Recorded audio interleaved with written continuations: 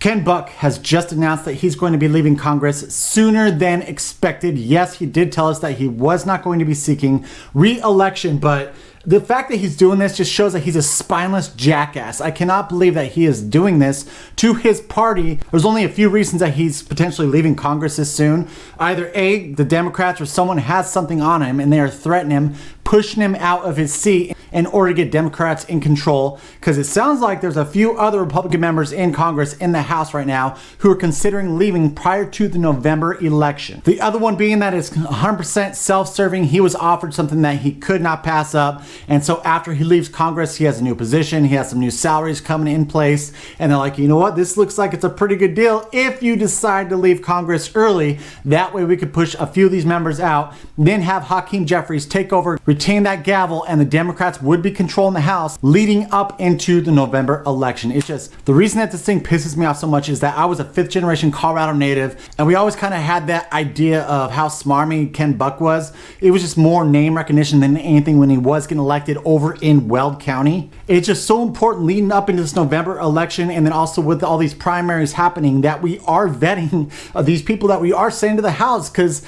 those who, maybe Ken Buck just hates Trump, and he's like, I will do everything I can. He got in cahoots with Liz Cheney, and they're sitting there talking. She's like, here's something you could do. At the same time, I'm talking to a few other members. I'm going to get them to leave, and then with Hakeem Jeffries in place, we could do whatever we can to collude in this next election that is coming up. That way Trump does not retain the White House. Another angle to this whole thing is that this is the district that Lauren Boebert is switching to. She's switching over to this 4th district over in Colorado. With this special election, it's going to convolute some stuff, right? When you have a primary going on, then also you have this special election all around the same time, it confuses voters. Is this something that's meant to push Lauren Boebert out? We know that the establishment Republicans do not like her because about how vocal she is about the conservative movement. Now, we can't sit here and hold on to one thing though, right? Like Lauren Boebert, she's been great. She's got a Liberty score of 100. Awesome. She's sitting there pushing the conservative cause. But this thing that happened with her last fall, the whole thing, her getting caught watching Beetlejuice with someone.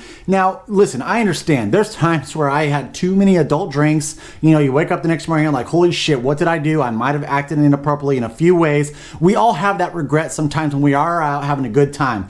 My main concern with who the hell she was with. She was there with a registered Democrat who owns a bar up in Aspen holding, you know, drag shows and all this stuff. Why the hell is she hanging out outside of this with a Democrat like that? That's what pisses me off. So yes, she has a Liberty score of 100, but you know what? Ken Buck had a Liberty score of 96. So yes, they are showing some stuff, but there's some back end where we got to look at the back end. What are they doing outside of just what they're doing in the House? Are they hanging out with people that we should be questioning? Why are you hanging out with these people? Was Ken Buck hanging out with some people that are now pushing him out or incentivizing him to then leave the House sooner than expected? More than anything, this just goes to show that this is not just a Republicans versus Democrats. This is literally just, there's this world globalist movement, this movement of people who are literally just hate this country as is, and they're doing everything that they can to fundamentally change it. That was the biggest thing in COVID, right? Is that they're trying to fundamentally change how we do things, the new normal,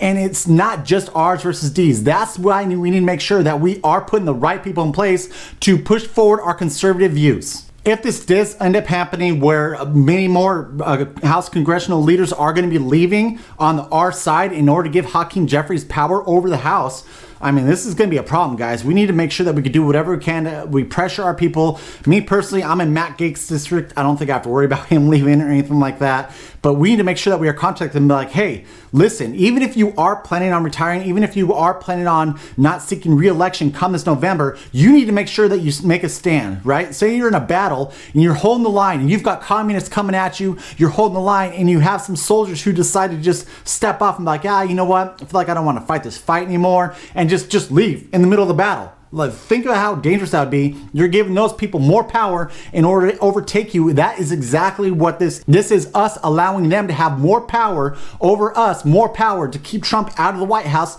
come this November. The other thing that raised a huge red flag for me too was how quick Jared Polis, the governor of Colorado, was to come in and congratulate Ken Buck for all of his service that he served in the House, and how great it was for him to represent the district, all this crap like that. Do you literally think that if someone like Lauren Boebert did something like that, that he would put out a message as soon as he did? So who is it that Ken Buck's talking to? There's got to be someone that is pushing him out or threatened him with something. I wouldn't doubt it if there's like some type of travelogue scene how often Ken Buck's going up to visit Liz Cheney. You know, she's just straight north of him up in Wyoming. So who knows, maybe they had a few dinner parties and she was able to offer him something to where he's like, all right, cool, yeah, I'll play this game. Never Trumpers. We're going to do this. We're going to make sure that we keep Trump out of the White House. We're going to diminish the power in the House. The only thing that we have right now, we are holding on by a thread. And so this is dangerous. All we could do is see what happens with this, see if more members are going to drop off like the rumors are stating right now. I just hope that it doesn't come true. Hopefully we can hold on for these last few months up until the November election. Trump gets reelected into the presidency and we can clean up a bunch of this crap, because it is super frustrating as normal Americans seeing these politicians playing like high schoolers. These games they're doing, this is our livelihood, and they're sitting here playing games the way that they are. They could give a shit less, and it pisses me off. As a normal American, as a middle class American, we should be holding these people's feet to the fire. We need to make sure that we are putting the people in there who are going to fight for us, not do this political bullcrap on the back end. So thank you so much, guys, for watching. Please do me a huge favor and follow along if you are loving this content. Maybe give me a thumbs up. Tell me how much you love this video if you do. And until next time, stay free.